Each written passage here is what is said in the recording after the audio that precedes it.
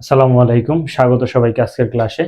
আজকে আমরা পদার্থবিজ্ঞানের গতি অধ্যায়ের পড়ন্ত বস্তুর যে সূত্র রিলেটেড এমসিকিউ গুলো আছে, অর্থাৎ পড়ন্ত বস্তু থেকে যে প্রশ্নগুলো আসে ওইখান থেকে একটা গুরুত্বপূর্ণ এমসিকিউ নিয়ে নিছি। এটা হচ্ছে পড়ন্ত বস্তুর যে তৃতীয় সূত্রটা আছে, অর্থাৎ দূরত্ব এবং সময়ের মধ্যে যে সম্পর্কটা, ওইটা দিয়ে মেইনলি প্রশ্ন। তো প্রশ্নটা একটু খেয়াল করো। মুক্তভাবে পড়ন্ত বস্তু 3 সেকেন্ডে 44.1 মিটার পথ অতিক্রম করলে 7 সেকেন্ডে কতটুকু পথ অতিক্রম করবে? অর্থাৎ 3 সেকেন্ডে যদি 44.1 মিটার পথ অতিক্রম করে, তাহলে সে 7 সেকেন্ডে কতটুকু পথ অতিক্রম করবে? তো গ্যালিলিওর যে পড়ন্ত বস্তু সূত্র আছে, ওইখানে যদি তুমি তৃতীয় সূত্রটা একটু খেয়াল করো, সূত্রটা হচ্ছে নির্দিষ্ট অবস্থান থেকে মুক্তভাবে পড়ন্ত বস্তু নির্দিষ্ট সময়ে অতিক্রান্ত দূরত্ব, আবার বলতেছি নির্দিষ্ট সময়ে অতিক্রান্ত দূরত্ব ওই সময়ের বর্গের সমানুপাতিক, অর্থাৎ দূরত্ব সমানুপাতিক সময় স্কয়ার, দূরত্ব সময়ের বর্গের সমানুপাতিক।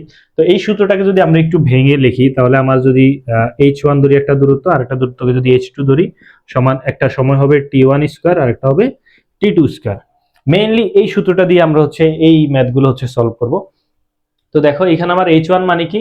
h1 মানে হচ্ছে প্রথম যে দূরত্বটা, এই যে 44.1, আর h2 হচ্ছে কি আমরা বের করব, t1 হচ্ছে কি 3 সেকেন্ড আর t2 হচ্ছে কত 7 সেকেন্ড। দেখো আমি যদি করি একদম সিম্পল, তাহলে 44.1 divide by h2 equal 3 square by 7 square.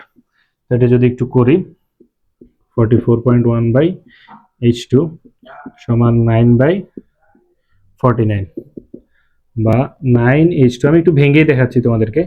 44.1 into 49 কোনা কোনা গুণ করলাম, আর h2 সমান হবে তাহলে 44.1 ইন্টু 49 ডিভাইড বাই 9। কেমন?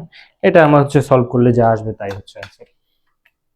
44.1 ইন্টু 49 ডিভাইডেড বাই 9, 240.1, 240.1 মিটার, অর্থাৎ এটা হচ্ছে আমার সঠিক অ্যান্সার।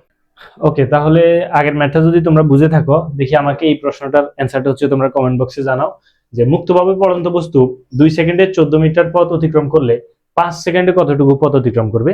তোমরা হচ্ছে কমেন্ট বক্সে এই প্রশ্নটা সলভ করে অ্যান্সারটা জানাই দাও। ধন্যবাদ সবাইকে।